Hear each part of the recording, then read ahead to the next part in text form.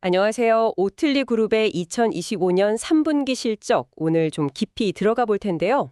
네, 안녕하세요. 특히 최고 재무 책임자, 그러니까 CFO죠. 마리 조제 다비드의 발언에 좀 집중해 보려고 합니다. 맞습니다. 이번에는 CEO 발언이나 Q&A 이런 건 잠시 접어두고요. CFO가 딱 준비된 발표, 여기에만 초점을 맞춰서 한번 파헤쳐 보겠습니다. 네, 그게 회사가 공식적으로 뭘 강조하고 싶었는지 가장 잘 보여줄 테니까요. 그렇죠.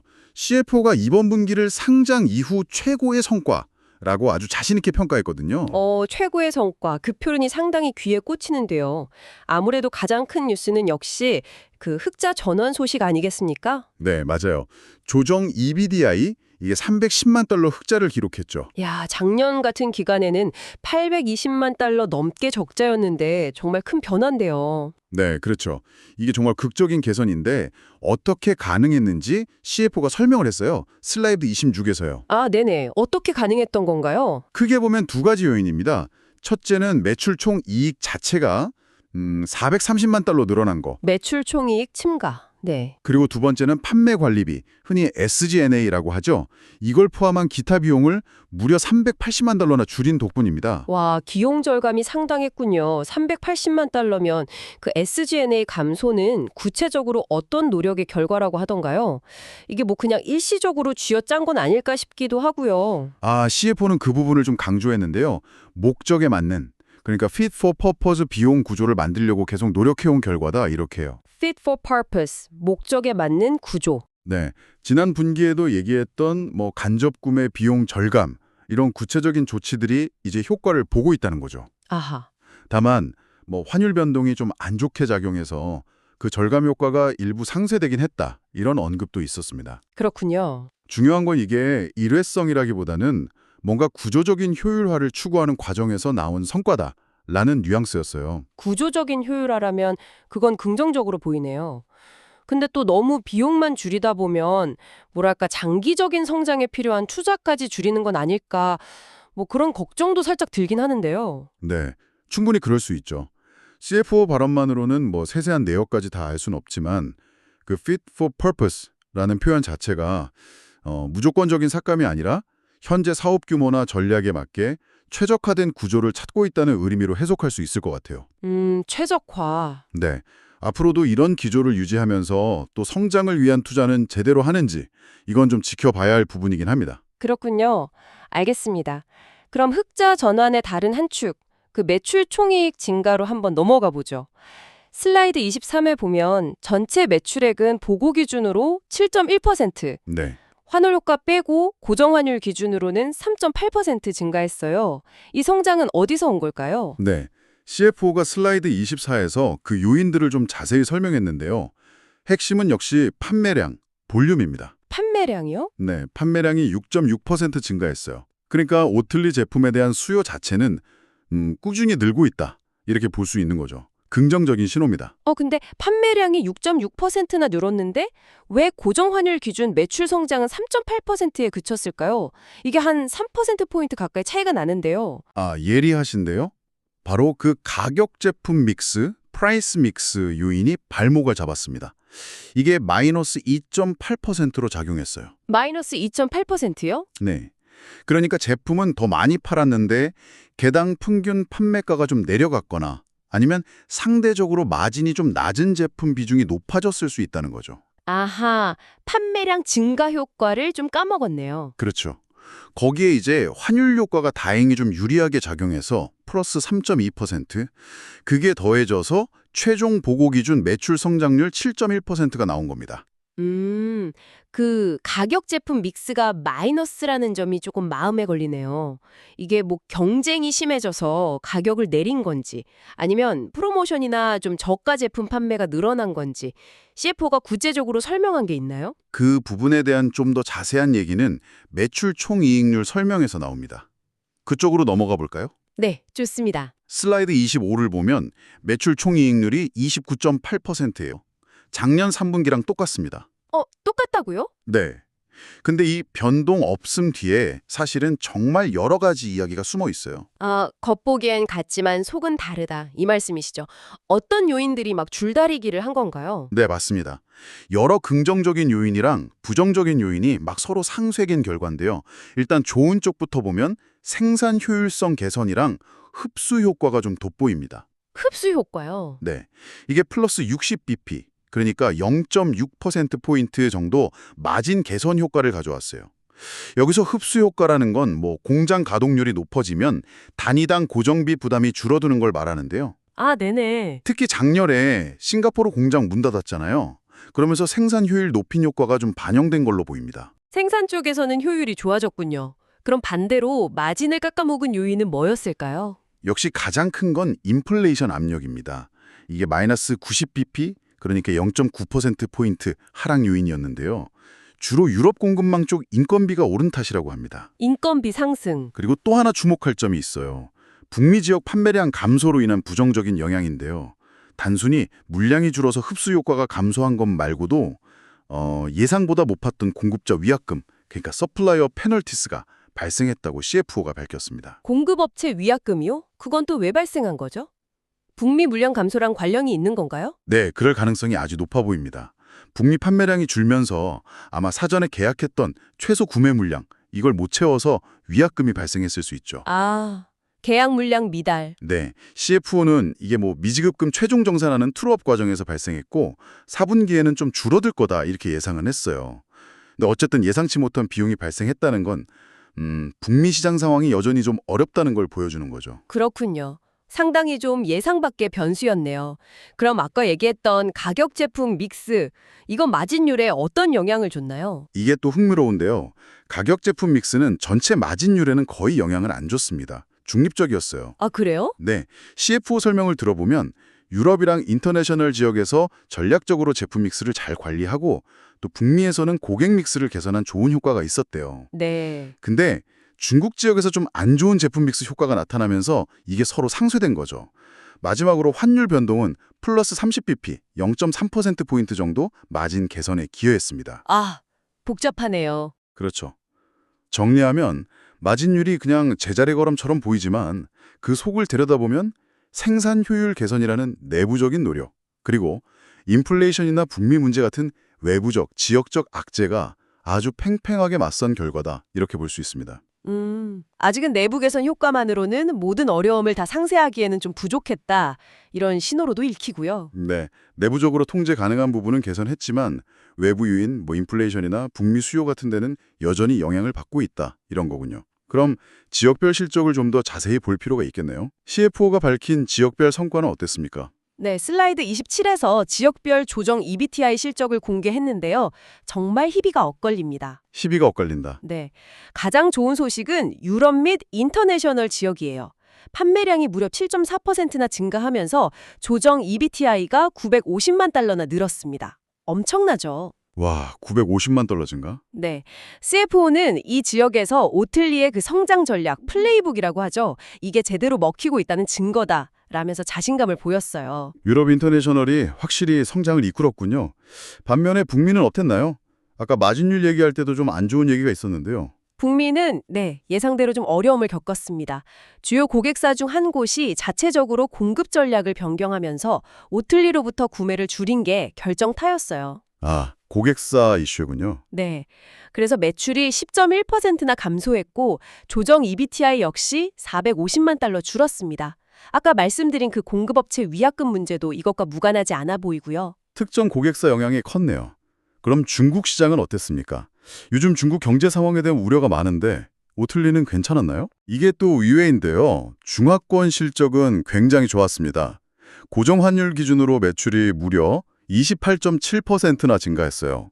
28.7%요? 엄청나네요? 네, 예상을 훨씬 뛰어넘는 성장이었고 조정 EBITDA도 분기랑 연간 누계 기준으로 모두 흑자를 기록했습니다. 근데 CFO가 여기에 대해서는 분명히 선을 그었습니다. 선을 그었다고요? 어떤 점에 대해서요?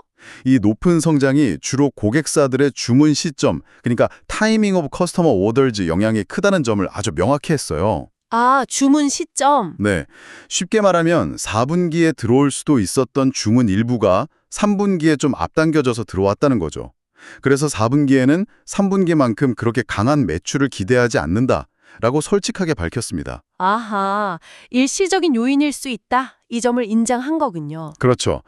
마지막으로 본사 비용은 계속 절감 노력을 해서 300만 달러 개선되었습니다. 네, 종합해보면 유럽 인터내셔널의 아주 견조한 성장, 그리고 비용 절감 노력이 북미의 부진과 중국의 좀 일시적인 성장을 상쇄하면서 전체적인 흑자 전환을 이끌었다. 이렇게 볼 수 있겠네요. 네, 맞습니다. 근데 역시 지역별 편차가 크고 특히 북미의 회복 여부가 앞으로 중요해 보이네요. 정확합니다.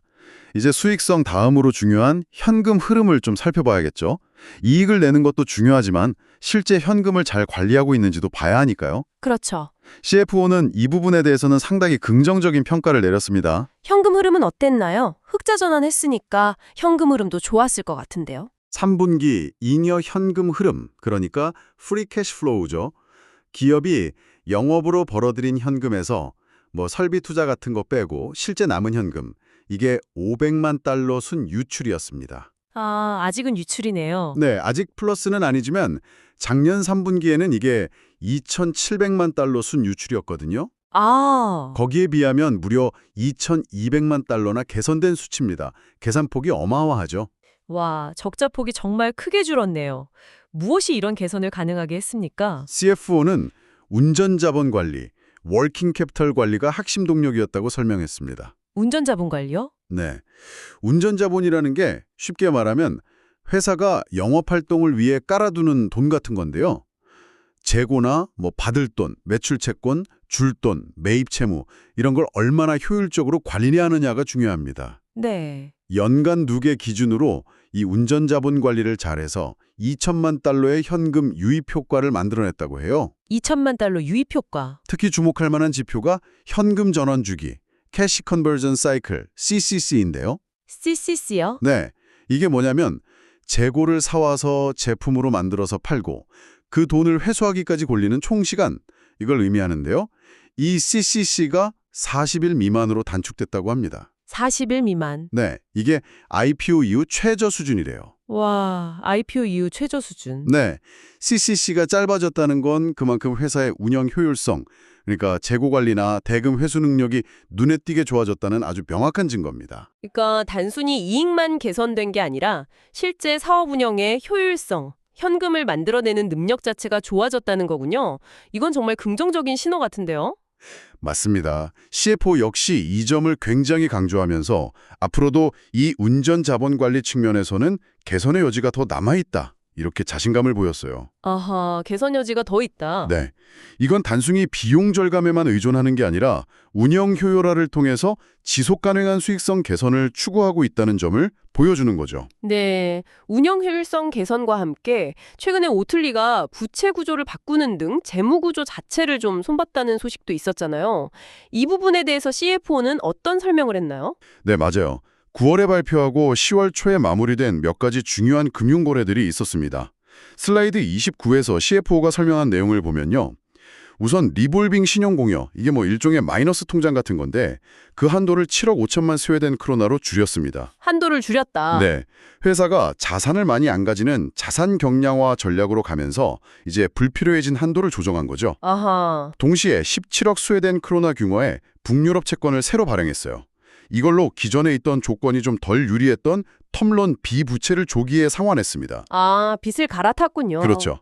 그리고 마지막으로 예전에 발행했던 전환사채, 컨버터블 노츠의 일부를 시장에서 다시 사들여서 소각했습니다. 전환사채 소각? 좀 복잡하게 들리는데 이런 거래들을 통해서 오틀리가 얻고자 하는 효과는 뭔가요? 크게 두 가지 기대 효과를 설명했습니다. 첫째는 연간 이자 비용 절감이에요. 이자 비용 절감. 네, 약 500만 달러, 기존 이자 비용의 한 7% 정도를 아낄 수 있을 걸로 예상했습니다. 이건 당연히 회사 순이익 개선에 도움이 되겠죠. 그렇죠. 500만 달러면 꽤 크네요. 두 번째 효과가 어쩌면 더 중요할 수도 있는데요.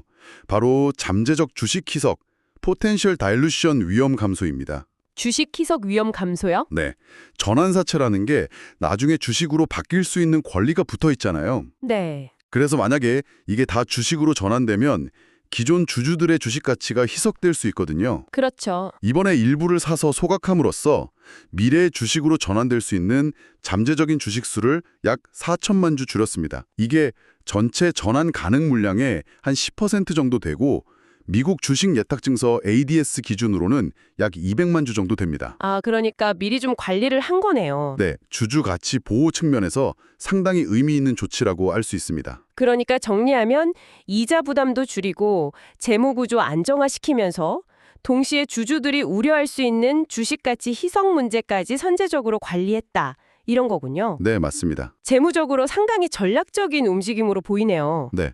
수익성 개선과 운영 효율화에 더해서 이제 재무 구조까지 다듬으면서 좀 내실을 다지려는 의지가 엿보이는 대목입니다. 자, 그럼 이제 가장 중요한 2025년 전체에 대한 전망을 좀 살펴보죠. 네. 3분기 실적이 좋았으니까 연간 전망치도 좀 올렸을까요? 그렇지는 않았습니다.